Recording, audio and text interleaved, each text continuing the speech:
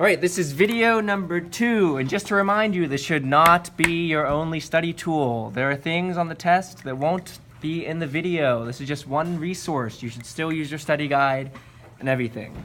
But this one, we're going to talk about forces and motion.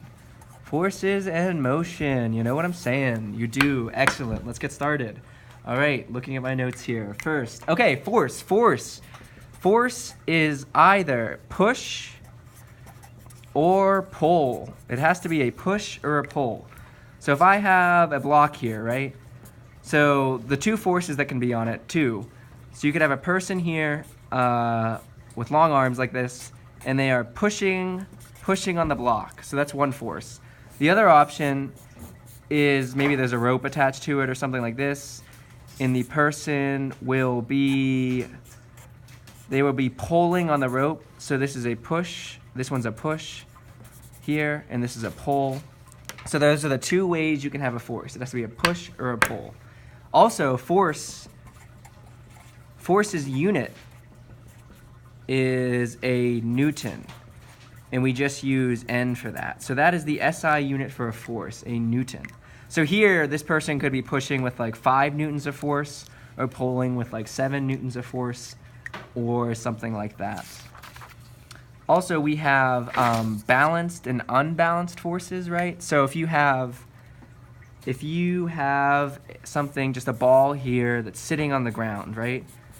So right now, since it's not moving, as in its motion is not changing, it's not speeding up, it's not slowing down, it's not changing direction, that means there has to be a balanced force on it. It has to be a balanced force on it. So in this case, it's like here, we have gravity. Gravity is pulling down on the ball, right? So if that's the one pulling down, you should wonder, what force is balancing now? Which one is going up? So really, the ground is also pushing up on the ball. So gravity pulls it down, but then the ground here pushes the ball back up. So it doesn't move, so it's a balanced force, just like that. Alternatively, you could have an unbalanced force, and that's when motion changes. So if you're in your car, oh boy, I have to draw a car. Let's see how this goes. All right, that's your car. And you're hitting the gas, and you're speeding up. So speeding up, that means you are applying a force via your gas pedal in this case, and you are speeding up. So if there's an unbalanced force, that means you have to have a change. Change being the key operative word there, the key word, change of motion. So there are 3 ways you can have a change of motion. 3 ways. 1, speed up. So your speed increases. 2, slow down. So your speed decreases. Speed up, slow down. 3, you could change direction. So this one kind of trips people up sometimes. But the point is for this one, so if I'm running in a straight line, right? And I start turning a little bit to the left or something like this. This is acceleration. Because you're changing motion, which means you have an unbalanced force, okay? Might want to pause and rewind and think about that one if you're confused about it.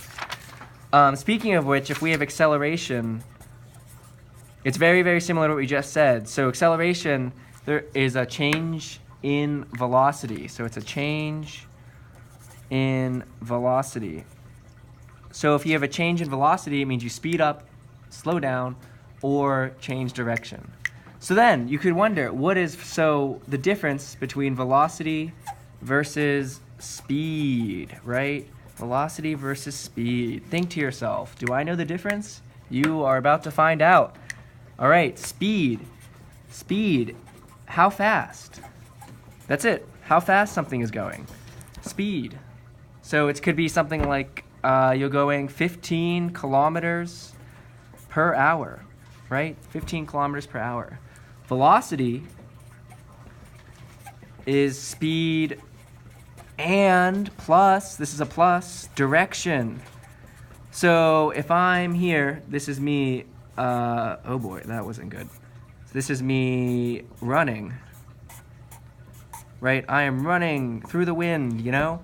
I have a speed But if I care about my velocity, I also care which direction am I going.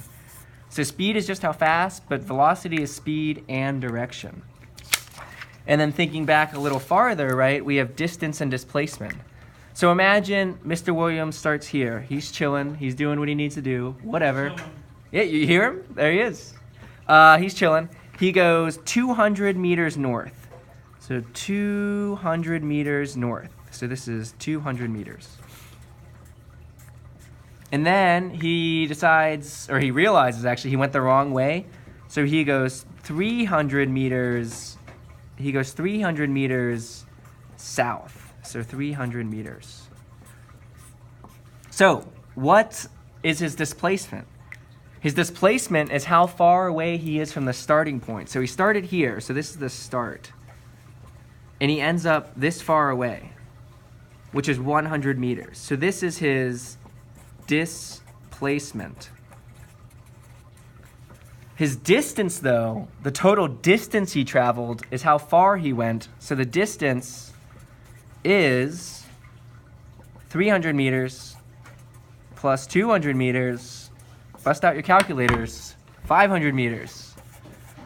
So distance, that's the distance he went, but he was only displaced 100 meters. 100 meters.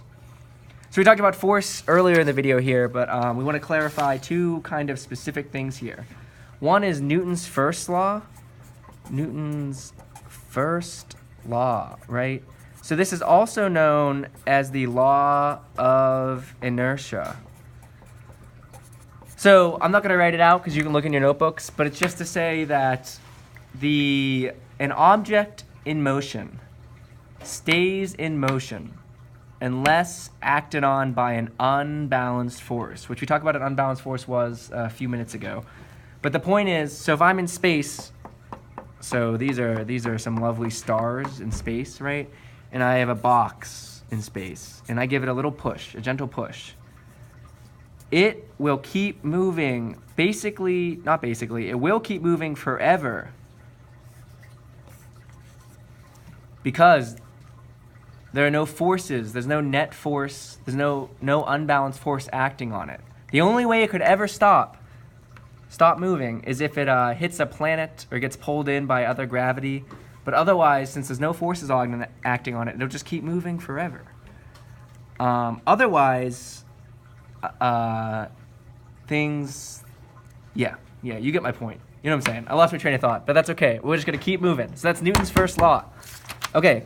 Finally, we have our old pal Isaac Newton's third law. So the thing to help jog your memory here is action, reaction, pairs. Action, reaction, pairs. So the point is, if I'm pushing on the table like this, you can't really tell, but I'm pushing on it, the table, I can feel it push back on me. So every force has an equal and opposite reaction. So it's kind of like what we were talking about with this one. There's a force from gravity pulling on the ball, and there's an opposite force that pushes back up on the ball. So action, reaction. So every force has an equal and opposite reaction. Excellent. So that covers motion and forces. Again, that might not be everything, so please still look through your notes and your study guide and things like that. Ask Mr. Williams or myself questions. Thank you.